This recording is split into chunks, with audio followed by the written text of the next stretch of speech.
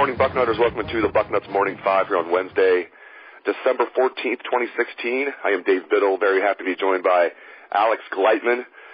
Alex, a very interesting situation with Torrance Gibson yesterday. I mean, I've covered a lot of roller coaster rides over the years. This one was right up there. I mean, there was a report from Mississippi Gulf Coast Community College. It wasn't even a report. It was a tweet. They had his signed letter of intent. They had Gibson's signed letter of intent, and then it looked like Gibson was definitely transferring there. And then Gibson himself told Ryan Bartow of 24/7 Sports, told a few other journalists. He didn't want to be quoted, but said, no, that's not true.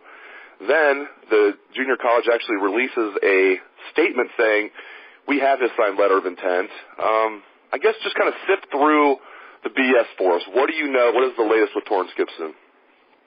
Yeah, I mean, this is like covering his recruitment. It's another wild roller coaster. Yeah, I mean, as you said, there's kind of two sides to this. The junior college saying they have his letter of intent, setting out a press release and whatnot.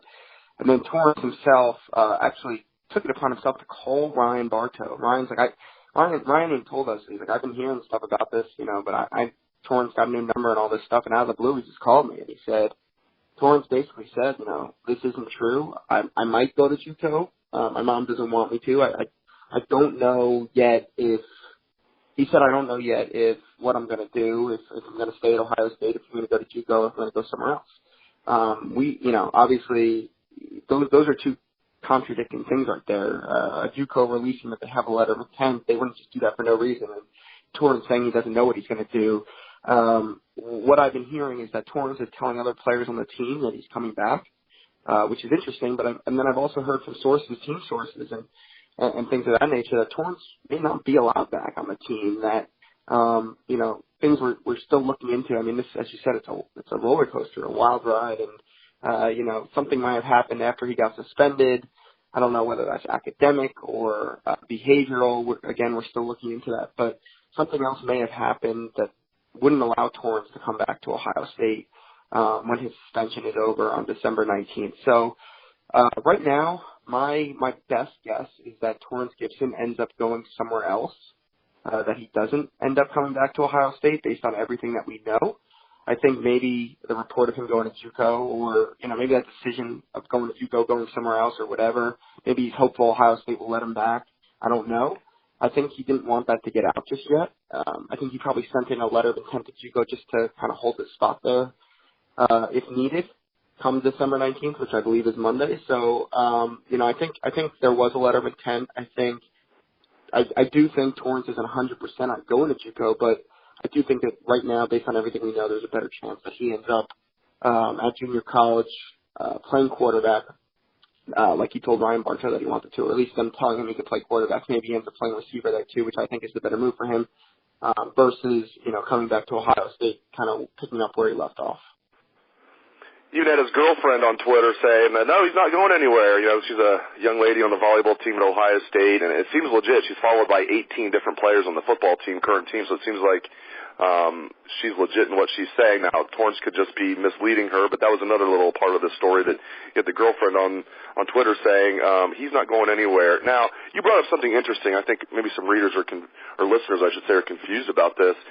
Because you signed a letter of intent with the junior college, if he stays at Ohio State, that letter of intent will mean nothing. It just means he cannot go to a different junior college other than the one that he signed with. So if he goes the junior college route, he has to go to Mississippi Gulf Coast. If he stays at Ohio State, that letter of intent is null and void. Speak a little bit more about that, if you would. Yeah, I mean, you hit the nail on the head right there, Dave. I mean, ultimately, it's just saying it's almost like.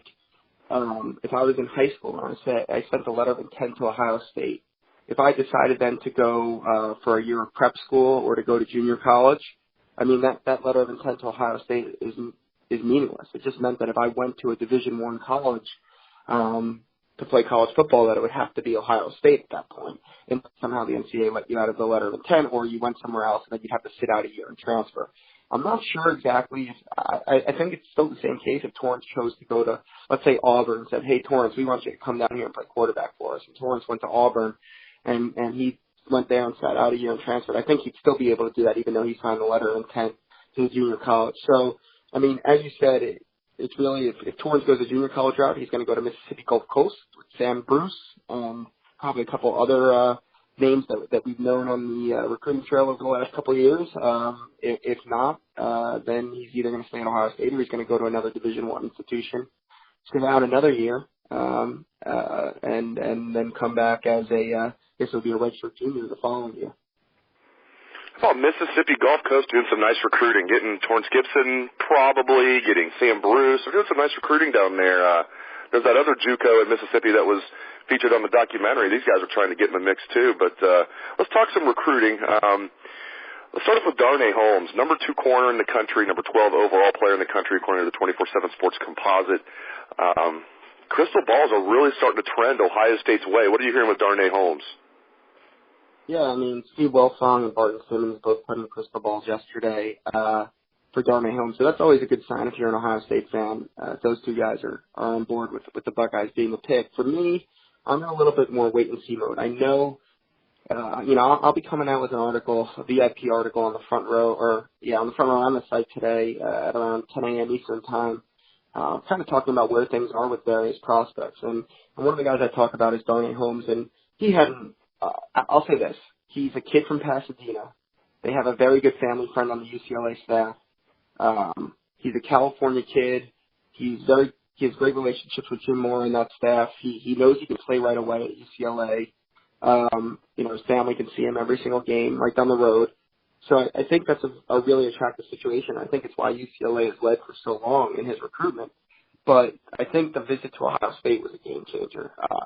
First of all, many people don't know this. Darnay made multiple trips to Ohio State on his own dime throughout the recruiting process. At least 2, maybe 3, if my memory serves me correctly. I know he came with Keyshawn Jr. a bunch as well when he was being recruited by the Buckeyes.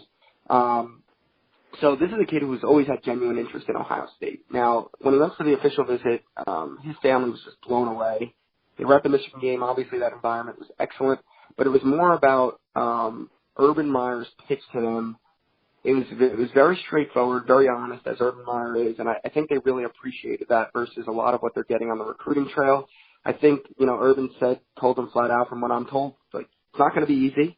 You're going to have to earn every single thing you're going to get. But if you do this, you have a chance to make the NFL. You have a chance to potentially win the Heisman Trophy. You have a chance, to be an All-American, all these things. And, they talk about the whole testimony thing. I mean, look at the NFL draft last year. Look at what they're going to do again this year. Both cornerbacks probably going early. I think they're both first-round talents. The safety's a first-round talent. So I think, the proof is in the pudding with Ohio State for Darnay Holmes. They saw that up close and personal. For Ohio State with Darnay Holmes. They saw that, the family saw that up close and personal on their official visit. And now I think returning home, the fact that those feelings haven't worn off is a good thing. I think it's kind of a head versus heart thing at this time. I think, Darnay's heart, it's UCLA. I mean, that's his hometown school. That's, they got a great family friend on that staff. They got a great relationship with that staff. It's home. The fans would love him. But I think his head is saying the best business decision for me is Ohio State. So for me, my pick remains with UCLA for now. But I'm very close to switching to Ohio State from everything I've heard over the last couple of weeks since that official visit. You've been nailing your crystal balls lately, man. You nailed Baron Brown and you stuck by your guns. Kudos to you on that. So we'll see what happens. We'll obviously keep everybody updated on Darnay Holmes. Another big-time prospect that the Buckeyes were in on, Marvin Wilson, the number 1 defensive tackle in the country. What's the latest with him? Is this shaping up to be an Urban Meyer versus Tom Herman battle? Is there another school in the mix? Just what's the latest with Marvin Wilson? Yeah, I think it's LSU, actually. Ed Orgeron staying at LSU was a big thing for Marvin Wilson. First off, I've been told from the start that Marvin was unlikely to go far away from home. He's very close with his mom. He's very close with the rest of his family, and a lot of that family lives in Louisiana, which is why LSU has always been a player. I mean, it's not too far from home as it is, but they've always been a player because he's got a lot of family there, and he's had a great relationship with that staff, especially Ed Orgeron, who's now the head coach.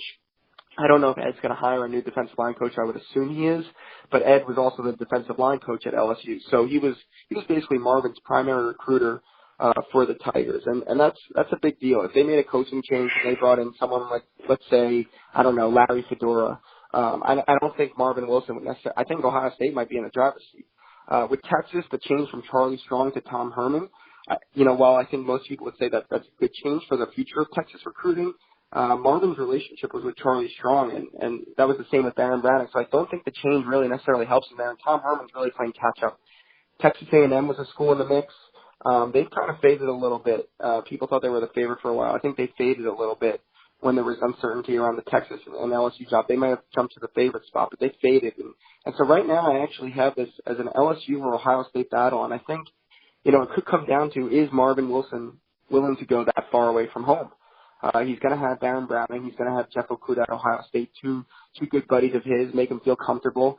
J.K. Dobbins is also from Texas, so that would be 3 Texas guys just in this class alone that could make him feel a little bit more comfortable. I know he had a great time on his official visit, but push comes to shove, I'm not ready to pick Ohio State for Marvin Wilson. I think Ohio State will make it really close, but I think LSU is going to be the pick.